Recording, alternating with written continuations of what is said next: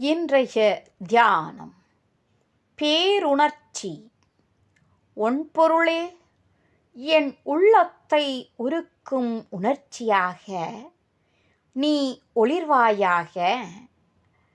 சுடச் சுடச் செம்பொன் செம்மை பெறுவது போன்று உணர்ச்சி ஓங்க ஓங்க உயிர் பேர் உயிராக மாறுகிறது. உணர்ச்சியின் திரட்சிக்கு ஏற்ப மனிதன்பால் தெய்வத்தன்மை திகழ்கிறது.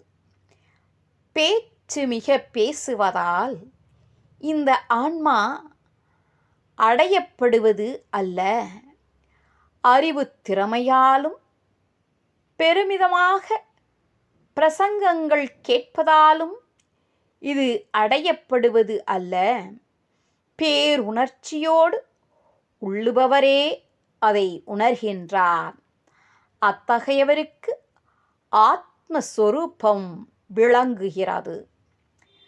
நீராய்க் கசிந்துருகி நெட்டுயிர்த்து நின்றேனை பாராதது என்னோ பகராய்ப் பராபரமே.